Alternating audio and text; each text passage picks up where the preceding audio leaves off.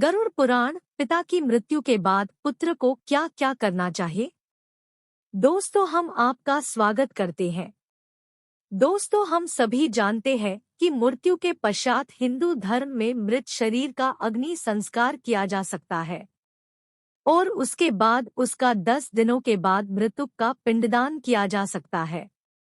यदि आप गरुड़ पुराण की माने तो मृत्यु के बाद मृतक के किए गए पिंडदान से मृतक का आत्मा शरीर का निर्माण होता है और वे आसानी से यमलोक की यात्रा पूरी कर लेता है। मित्रों, आपने देखा होगा कि हिंदू धर्म में अधिक का श्राद्ध पुत्र ही द्वारा ही किया जा सकता है। इस बात को लेकर हम आपको ये बताने जा रहे कि पिता की मृत्यु के बाद पुत्रों को क्या क्या करना चाहिए।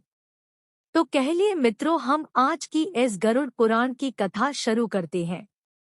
मित्रों, पिता के मृत्यु के बाद पुत्रों को क्या क्या करना चाहिए, उसे जानने से पहले आपको ये जानना भी जरूरी है कि दर्शनात्र विधान क्या होता है। गरुड़ पुराण अनुसार भगवान विष्णु ने कहा है कि दर्शिकात्र विधान को धारण करने से पहले सत्पुत्र पितृऋण से मुक्त हो जाता है। इस विधान पूरा करते समय मृतक पिता के पुत्र चाहिए कि वह अपना पिता के मृत्यु का शुभ से परित्याग कर दे। तत्पश्चात धैर्य धारण कर सात्विक भाव से पिता का पिंडदान आधिकर्म से करे। इस दर्शिकात्र विधान करने से पहले मृतक पिता के पुत्र को ये भी ध्यान रखना चाहिए कि उसकी आंखों से एक भी बूंद पानी की नहीं निकलनी चाहिए, क्योंकि पुत्र अठाव बांधवों के द्वारा दर्शिकात्र विधान दौरान किए गए अश्रुपात को विवश होकर पितारूपी प्रेत का उसका उपमान करना पड़ता है। भगवान विष्णु कहते हैं कि है पक्षीराज पुत्रों चाहिए कि दर्शिकात्र विधान दौरान वो निरर्थक दरमियान वो अपना आंसू की एक भी बूंद बाहर न निकालनी चाहिए, क्योंकि कोई भी पुत्र हजारों वर्षों बाद दिन शोक करता रहे तो भी उसके मृतक माता पिता वापस जीवित होकर नहीं आते हैं। है गरुड़, ये बात तो तुम भी जानते हो कि इस पृथ्वी लोक में जिसकी भी उत्पत्ति हुई हो उसकी मृत्यु तो संभवित है। कोई इस पृथ्वीलोक में अमर नहीं है। जिसी ने भी इस पृथ्वी जन्म लिया है उसे एक दिन तो मरना है, और जिसकी मृत्यु हुई हो उसका जन्म भी निश्चित है। इसलिए बुद्धिमान मनुष्य को ये जन्म मरण में उयांको शोक नहीं करना चाहिए। ऐसी कोई देवी या मानवीय उपाय नहीं है जो व्यक्ति मर गया हो वो दूसरा जन्म लेकर वापस नहीं आता है।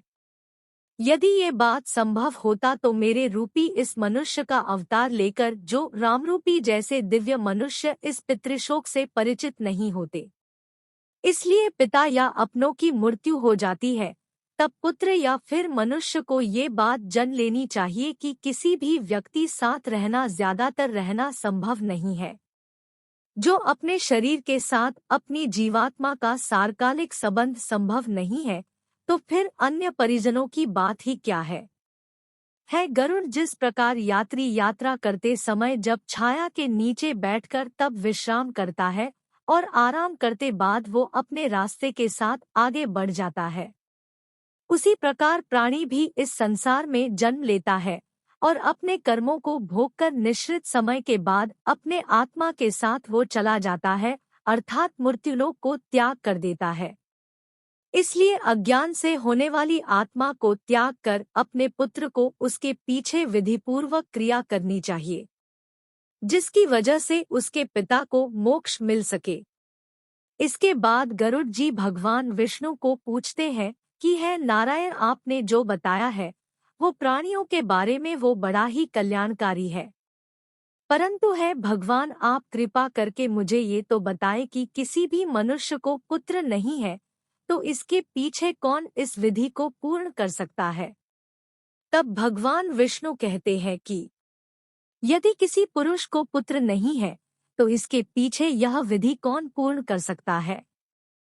तब भगवान विष्णु कहते हैं कि है गरुड़, यदि कोई मनुष्य पुत्र नहीं है तो उनके यथाओं में पत्नी नहीं है तो उनके सौतेला भाई ये नहीं है तो सहोदर भाई के अनुभव से ब्राह्मण दर्शिकात्र विधान की क्रिया को पूर्ण कर सकता है। इसके अलावा पुत्रहीन व्यक्ति को मरने के बाद उसके बड़े या छोटे भाई के पुत्रों या पौत्रों के द्वारा दर्शकात्र विधान वो पूर्ण कर सकता है। क्योंकि ऐसा माना जाता ही कि एक पिता से उत्पन्न होने वाले भाइयों में से कोई भी पुत्रमान हो, उसे पुत्रमान से सभी भाइयों एक पुत्रमान बन जाते हैं।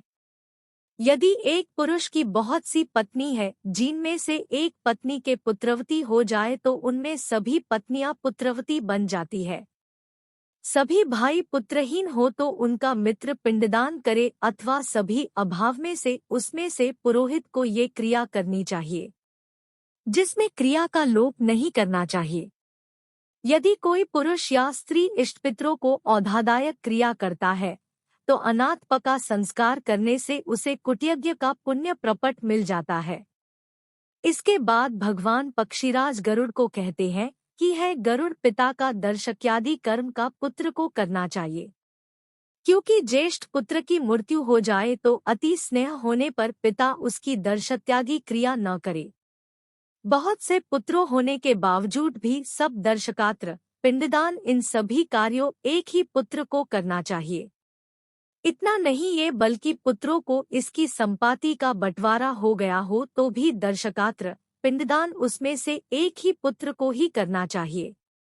दर्शकात्र विधि दौरान एक पुत्र को चाहिए है कि वो एक ही समय पर भोजन करे, भूमि पर ही सोए तथा ब्रह्मचर्य धारण करके इस विधान पूर्ण करना चाहिए।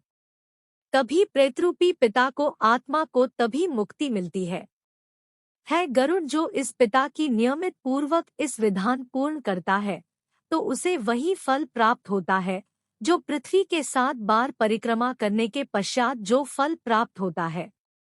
दर्शिकात्र विधान को लेकर पिता की श्राद्धरूपी क्रिया करने वाला पुत्र वह श्राद्ध का फल प्राप्त करता है।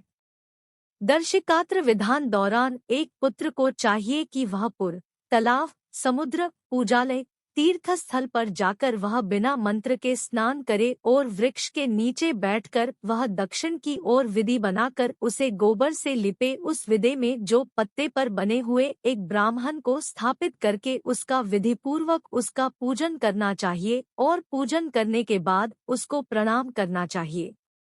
इसके बाद पिंडदान का आसन रखकर उसे ऊपर नाम का गोत्र उच्चार कराते हुए उसमें पके हुए चावल को पिंडदान करना चाहिए।